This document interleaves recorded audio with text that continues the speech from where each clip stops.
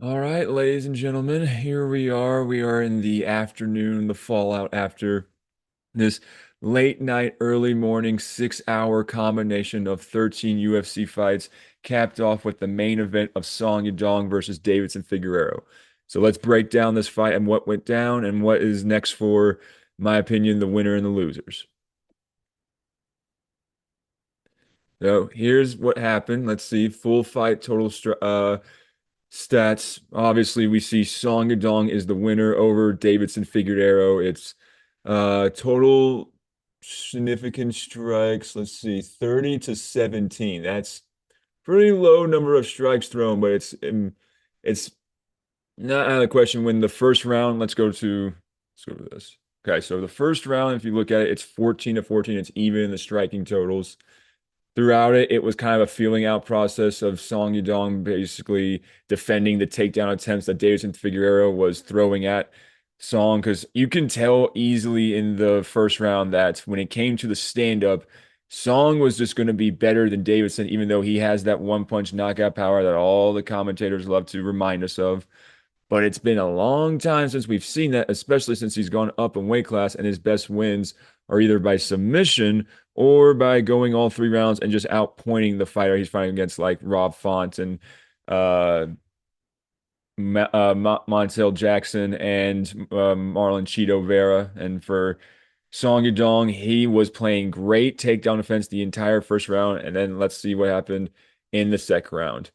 Obviously, that's the round that this fight was finished. Song Yadong utilizes the patented guillotine alpha male choke that Uriah Faber passed on to him as his new prodigy. It's not a BJ Penn, comparison, but this guy, I'm telling you, for the sake for Deiveson Figueroa for losing to Song Yadong, and this is his plus 15th UFC fight in the promotion, his fifth main event and his first one in his home country. A bad sign for him. And there's a pattern with that with Davidson, but we'll get to that later on. But yes, here's the picture. The guillotine choke got him like Davidson. It was the end of the round. And this is what makes me mad when it comes to like old school, like round stealing like mentality of a mixed martial artist. Like going for a takedown in the end of the round is like the same thing that Cain Velasquez did against Fabricio Verdum for the undisputed heavyweight championship when Fabricio was the interim champ.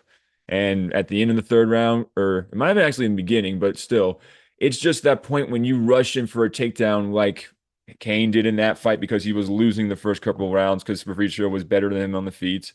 And just like in this fight, Song was better than Deiveson Figueiredo on the feet was. And so he panicked and went for a takedown at the end of a round, which to me is just putting yourself in a position that you underestimated your opponent because we didn't know that Song Yadong had a guillotine choke unless you went back and saw his first UFC debut fight where he won by guillotine choke. And yes, I went back and watched all of his fights and realized that he started his UFC career with the guillotine, and now he's capped off his fifth main event against a two-time former flyweight champion, back-to-back wins over two-time UFC champions, one double flyweight, the other flyweight and bantamweight in Henry Cejudo.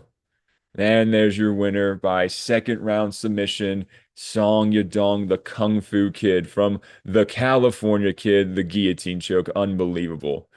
And he steals the microphone away from his translator after Michael Bisping asked him, what does he want next? And he just straight up tells him, I don't give a F. He doesn't care who they throw at him. He's ready for everybody.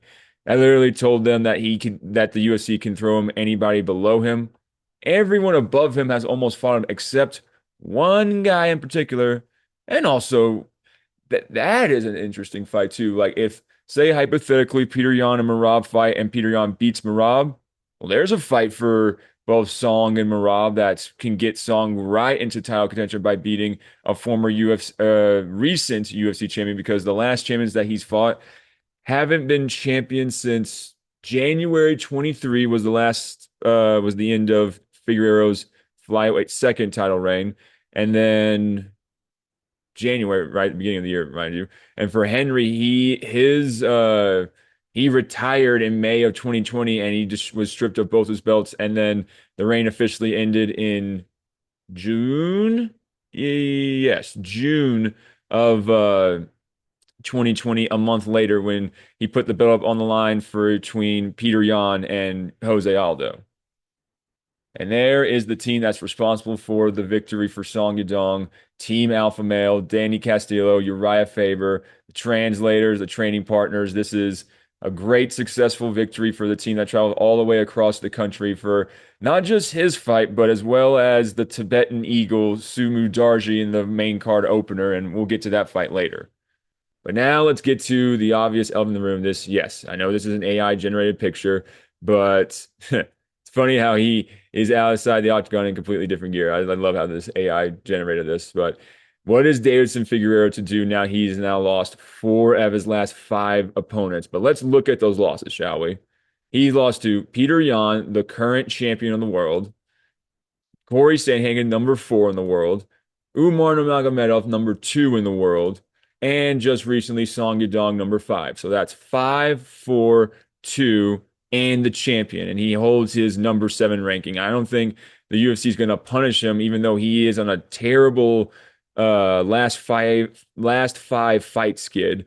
But with regardless of that being said, he's lost to the best division. Now that what does that mean for him in his next fight? Now, tomorrow when I do my What's Next episode for everybody who won and lost and competed on this card tonight, Figueiredo's options gotta be one of these ones. I will say that. These are the fighters that they were showing in the cold open of this main card to highlight the showcase in this great division.